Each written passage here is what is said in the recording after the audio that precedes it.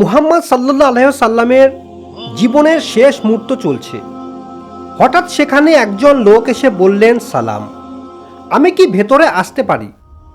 ফাতিমা রাদিয়াল্লাহু তাআলা আনহু বললেন, দুঃখিত, আমার পিতা খুবই অসুস্থ। ফাতিমা রাদিয়াল্লাহু তাআলা আনহু দরজা বন্ধ করে রাসূলের কাছে গেলেন।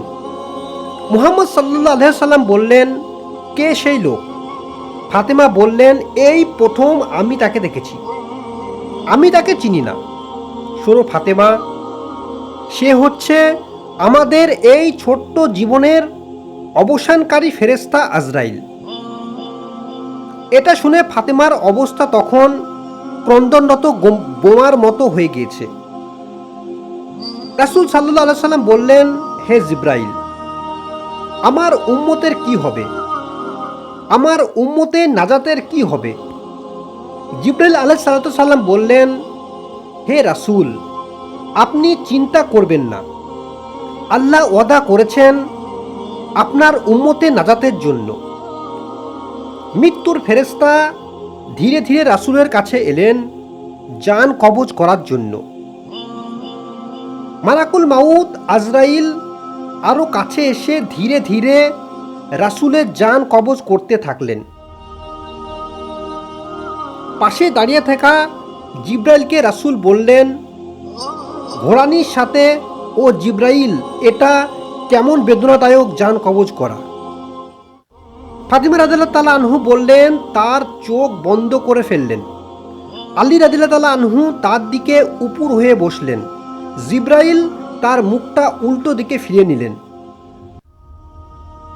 রাসূল সাল্লাল্লাহু আলাইহি সাল্লাম বললেন, হে জিব্রাইল, তুমি মুখটা উল্টো দিকে ঘোরালে কেন? আমার প্রতি তুমি বিরক্ত?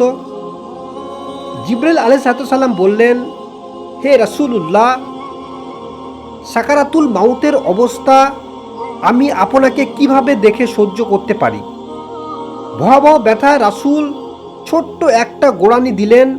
রাসূলুল্লাহ সাল্লাল্লাহু আলাইহি সাল্লাম বললেন, হে আল্লাহ, সাকারাতুল মাউতটা জান কবজের সময় যতই ভয়াবহ হোক সমস্যা নেই, আমাকে সকল ব্যথা দাও, আমি বরণ করে নেব, কিন্তু আমার উম্মতকে ব্যথা দিও না।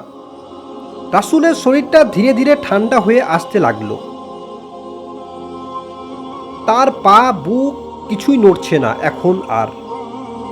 রাসূলের চোখের পানির সাথে তার ঠোঁটটা কম্পিত ছিল। তিনি কিছু বলবেন মনে হয়। আলী রাদিয়াল্লাহু তাআলা আনহু তার কানটা রাসূলের মুখের কাছে নিয়ে গেল।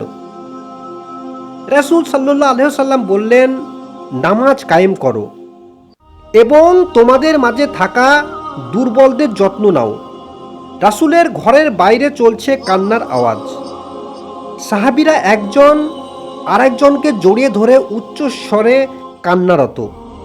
আলী রাদিয়াল্লাহু তাআলা আনহু আবার তার কানটা রাসূলের মুখের কাছে ধরলেন। রাসূল চোখ ভেজা অবস্থায় বলতে থাকলেন, ইয়া উম্মতি, ইয়া উম্মতি, ইয়া উম্মতি।